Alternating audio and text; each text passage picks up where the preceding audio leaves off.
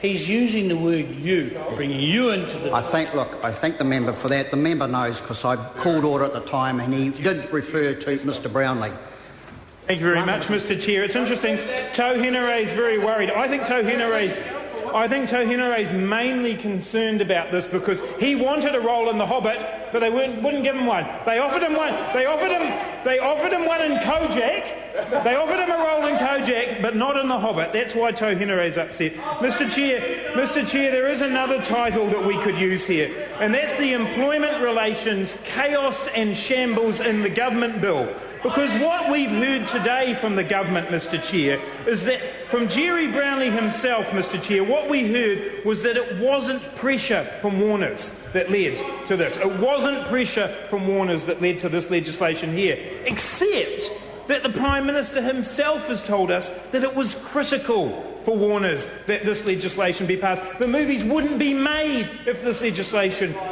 So that's right. So Jerry Brownlee's saying that's right. So why hasn't Jerry Brownlee got up in this House tonight and said, I'm sorry, I misled the House earlier today when I said that this wasn't because of pressure from Warners?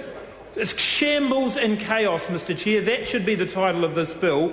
The Employment Relations Shambles and Chaos in the Government. They simply can't get their house in order sufficiently to be able to know whether we're here because Warner's made us be here or whether we're here because the government has somehow mysteriously, despite the fact that since 2005 the law has been settled in this area, all of a sudden it's a crisis. We're here in urgency. We're here in urgency because, Mr Chair, the government hasn't got its act together, so we can have a title of this bill that says the government hasn't got its act together. We could also have another title of this bill, Mr Chair, and that actually is a serious title change, because if we're actually trying to reflect what's in this bill, it should actually be the Employment Relations Film Production and Video Games Work Bill.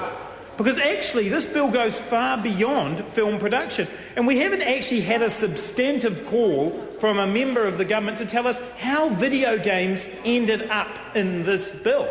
Nobody was discussing anything about video games. There's some high-quality video game manufacturers here and developers here in Wellington.